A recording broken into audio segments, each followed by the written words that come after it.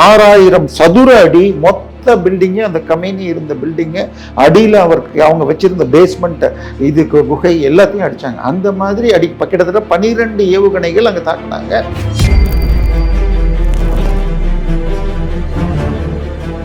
அவர் எங்க இருக்காருன்னு பார்த்தா, இதுக்கெல்லாம் காரணம் இஸ்ரேல் அங்க உள்ளுக்குள்ளேயே உளவு வச்சிருக்காங்க.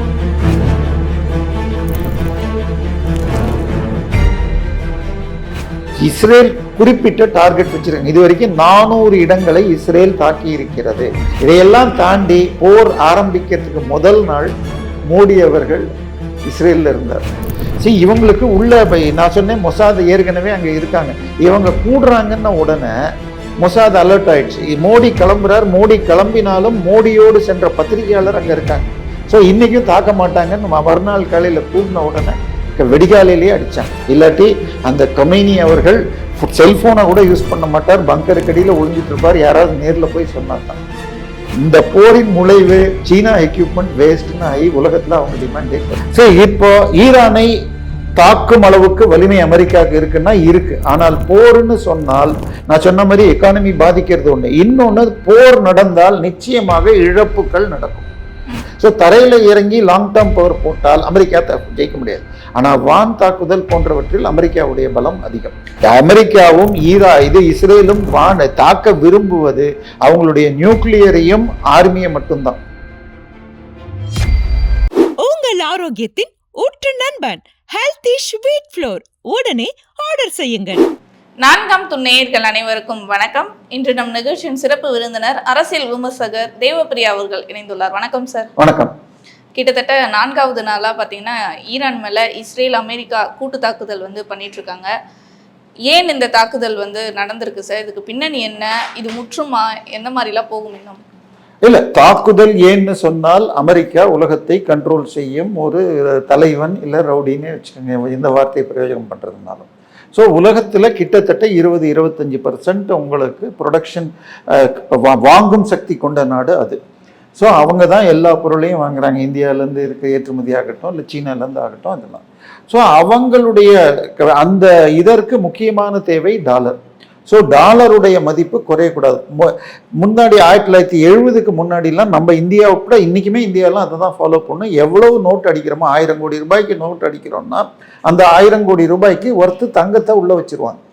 ஸோ நோட்டுடைய மதிப்பு குறையக்கூடாதுன்னு. பட் இந்த பிரச்சனையை மீறுவதற்காக 1972 ஹென்ரி கிஸ்ஸிங்கர் அவர்கள் சவுதி அரேபியாட்ட போய் ஒரு பேச்சுவார்த்தை நடத்தி இனிமேல் நாங்கள் பெட்ரோலை இதில் தான் கொடுப்போம், டாலர்லன்னு பண்ணிட்டாங்க. 50 வருட ஒப்பந்தம் 2022 வரைக்கும்.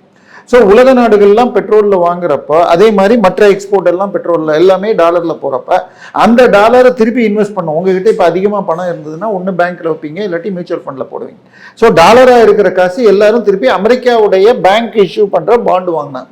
ஸோ இப்போ மற்ற இதை புரிஞ்சுக்கிட்டு இந்த டாலரை வைத்துத்தான் அமெரிக்கா வல்லரசாக இருக்கிறதுன்னு சொல்லிட்டு எதிர்த்து சதாம் ஹுசைன் ஆரம்பிச்சார். அதுக்கப்புறம் லிபியாவில் கடாஃபி ஆரம்பிச்சார். ஸோ அவங்கள 2 பேரையும் இதே மாதிரி அடித்து தாக்கிட்டாங்க. இப்போ ஈரான் அதே மாதிரி வளர்கிறது.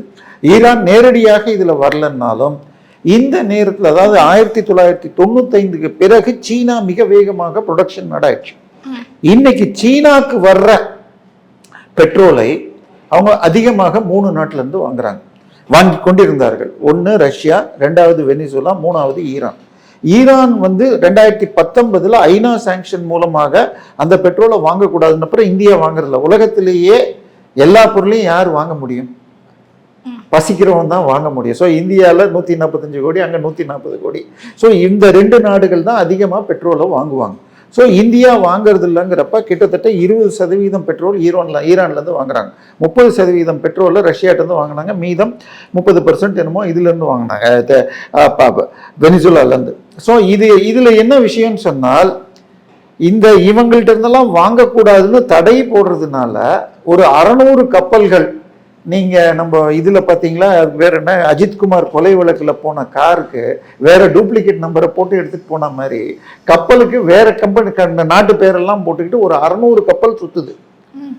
இந்த கப்பல்களை யாராவது வழிமறிச்சா பிடிச்சிக்கிட்டா ஒன்றும் பண்ண முடியாது. அதனால இதெல்லாம் தாண்டி உனக்கு வாங்குறேன்னு சொல்லிட்டு கம்மி ரேட்ல வாங்குறாங்க. ஐ மீன் இந்த போருக்கு முன்னால் ஒரு கேலன் பெட்ரோல் $53 இருந்தது, நேற்றுக்கு 82 வரைக்கும் இன்னைக்கு காலையில் வந்துருச்சு.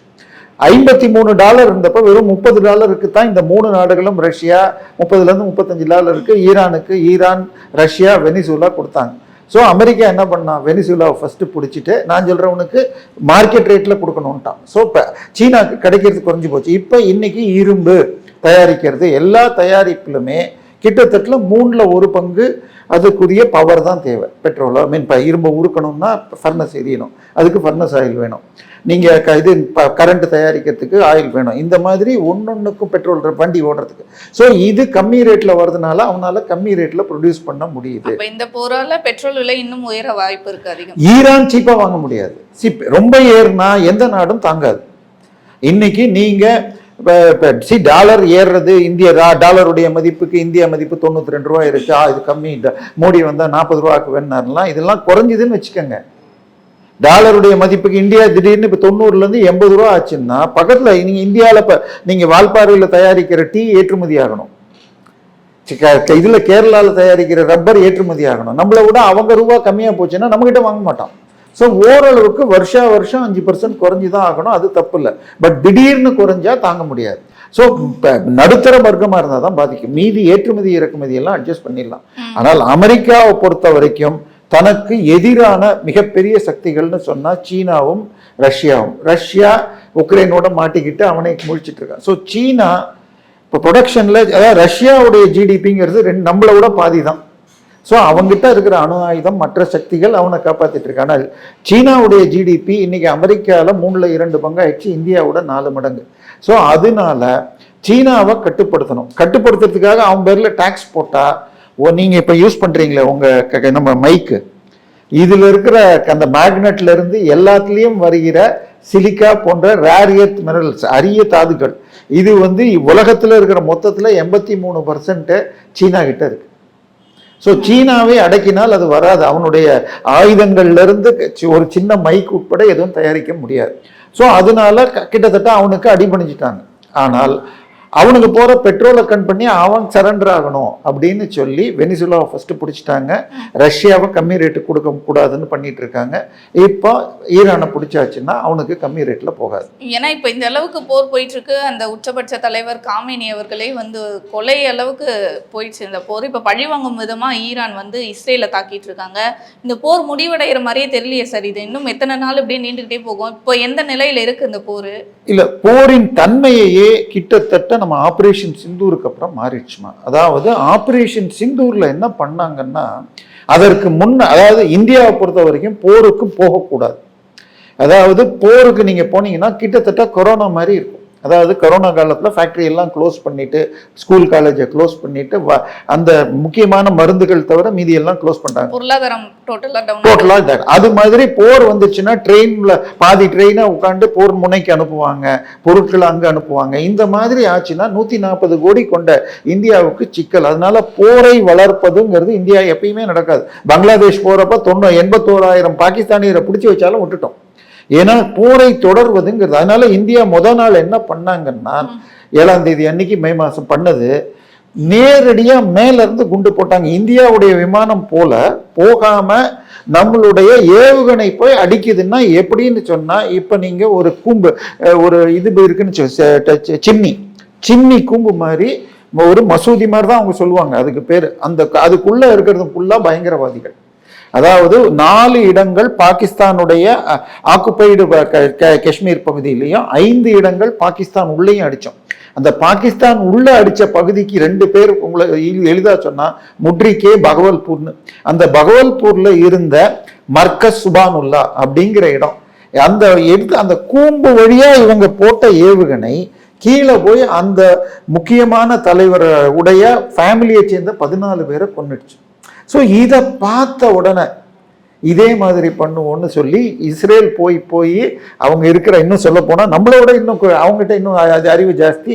இந்த ஜன்னல் வழியா இது மாத்திரம் அடிக்கும், அவர் அடிக்காது, இங்கே நம்ம 2 பேர் மாத்திரம் அடிக்கும். இந்த ஜன்னல் வழியா ஏவுகணை அடிச்சா டார்கெட் அந்த அளவுக்கு அக்யூரேட்டாக பண்ணாங்க. ஸோ இதே மாதிரி அமெரிக்கா சென்ற முறை ஈரானுடைய அணு ஆயுதங்கள் இருக்கிற அந்த மலையில 200 அடி கீழே வச்சிருக்காங்க. வெந்து அடிச்சாச்சுன்னு சொன்னாங்க, ஆனால் அடிக்கப்படலைன்னு. ஸோ இப்போ இந்த முறை அவற்றை அடிக்கணும்னு வந்துட்டாங்க. ஸோ இப்போ ஈரானை தாக்கும் அளவுக்கு வலிமை அமெரிக்காவுக்கு இருக்குன்னா இருக்கு. ஆனால் போர்னு சொன்னால் நான் சொன்ன மாதிரி எக்கானமி பாதிக்கிறது ஒண்ணு, இன்னொன்னு போர் நடந்தால் நிச்சயமாக இழப்புகள் நடக்கும். உயிரிழப்பாக இருக்கட்டும், இல்ல 600 பேர் கிட்ட வந்து ஈரான்ல உயிரிழந்ததா இல்ல, ஈரான் இழப்பு வந்து எதிரிக்கு போறது இவங்களுக்கு பாக்கியம் இல்ல, பட் இழப்புகள்னு வர்றப்ப உங்க விமானங்கள் போகும். நேத்தைக்கு நீங்க சொன்ன மாதிரி யுஏஇல எதிரி விமானம் நினைச்சிட்டு 3 அமெரிக்க விமானங்களை வீழ்த்தியிருக்காங்க. யுஏஇ தப்பா இப்ப ஈரான்ல இருந்து வந்துருச்சாக்குன்னு பயந்துட்டு அமெரிக்காவுடைய விமானத்தை யுஏஇல அடிச்சிருக்காங்க. முதல்ல ஈரான் அடிச்சுதான் பயந்தாங்க, கடைசியில பார்த்தா இல்ல இவங்க தப்பா அடிச்சிருச்சு இவங்களுடைய. சோ இப்ப அதனால இப்ப என்ன பண்ணாங்க, வெனிசுலால என்ன பண்ணாங்க, அந்த தலைவரையே தூக்கிட்டு வந்துட்டு மடுரோன்னு சொல்லிட்டு அந்த நாட்டு பிரசிடென்ட்டை தூக்கிட்டு வந்துட்டு அந்த டெப்டி பிரசிடென்ட் வந்து இப்ப அமெரிக்காவுக்கு அடிபணிஞ்சிட்டார். நீங்க பெட்ரோல் என்ன வேணா எடுத்துக்கங்க, என்ன ஆட்சி பண்ண விட்டுருங்க.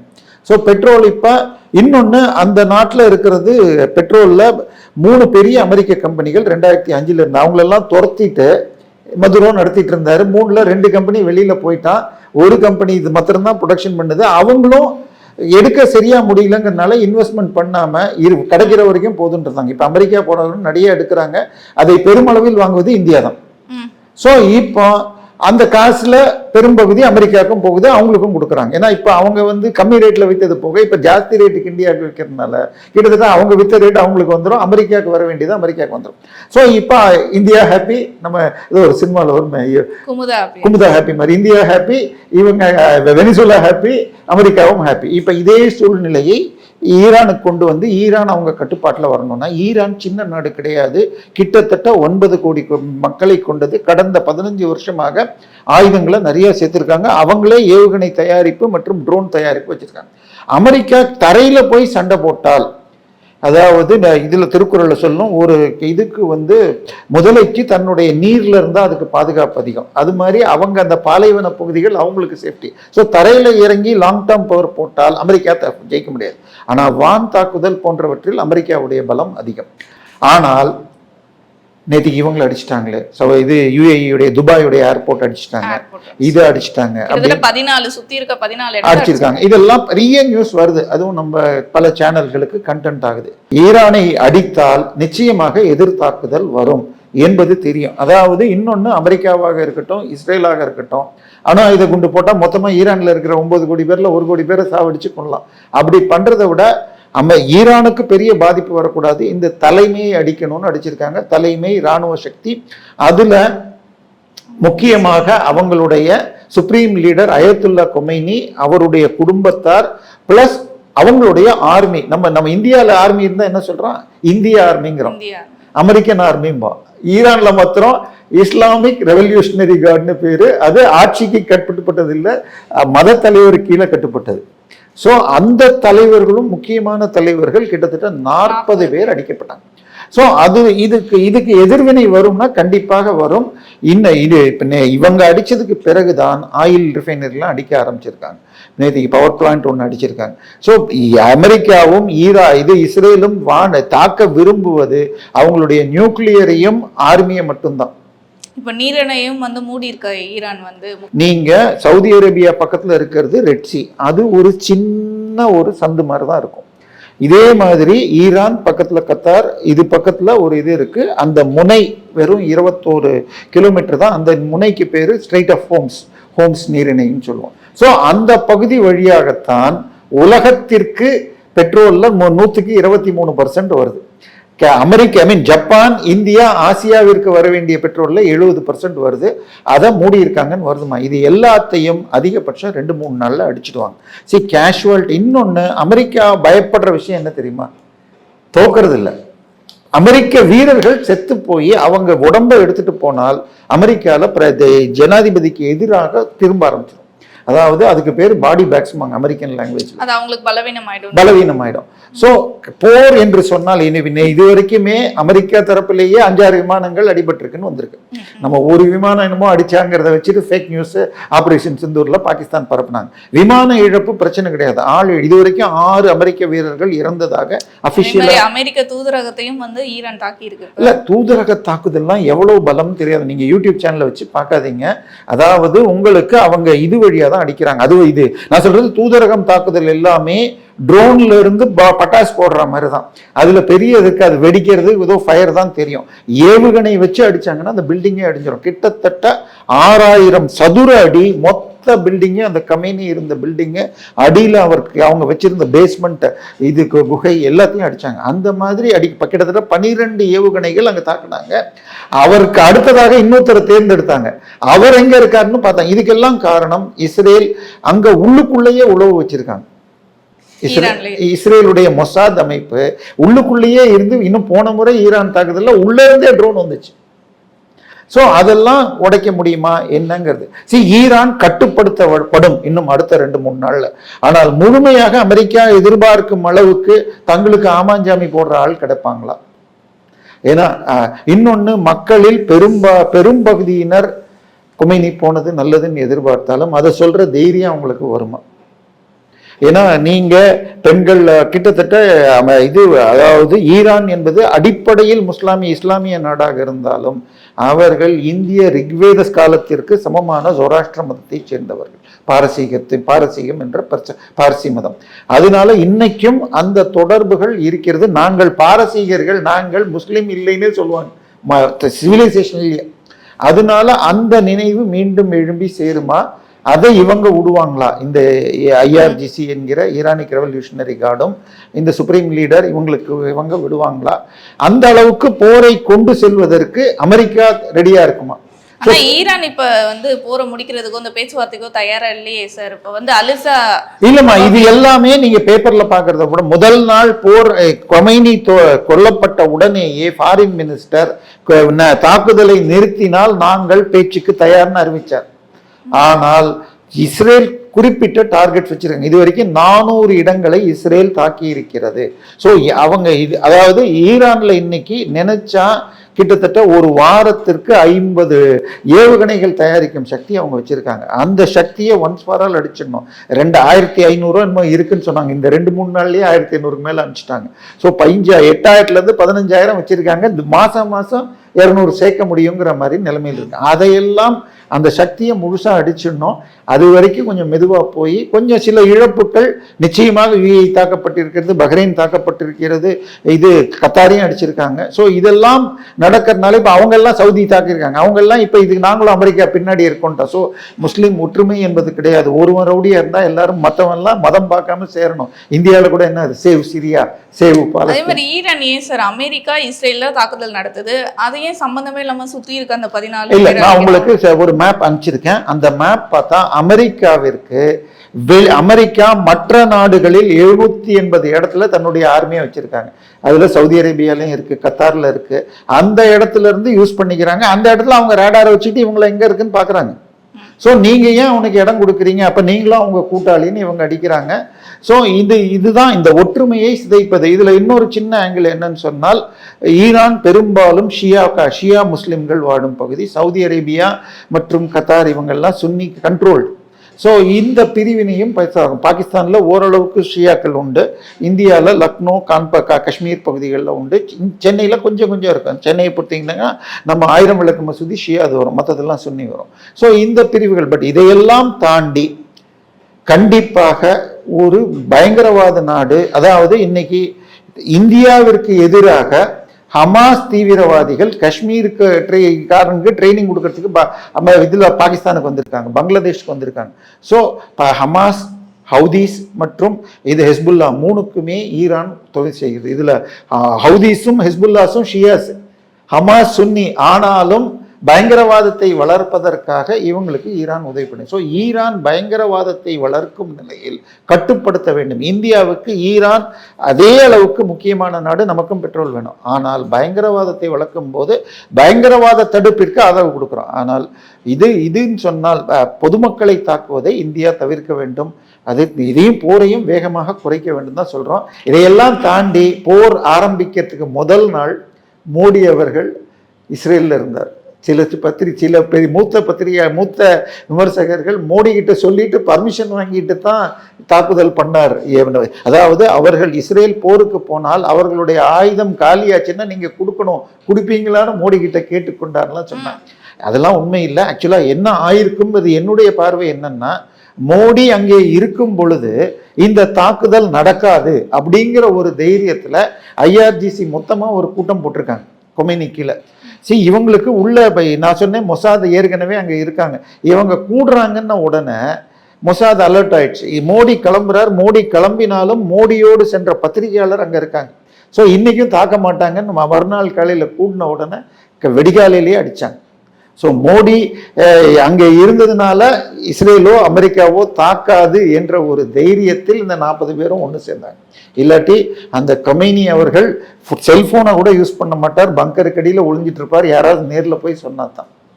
ஆனால் மோடி இருக்கப்ப அடிக்க மாட்டாங்கங்கிற ஒரு தைரியத்தில் கூடி இப்போ 40 பேரும் செத்து போயிருக்காங்க. இந்தியாவுக்கும் அதுக்கும் தொடர்பு இல்லை.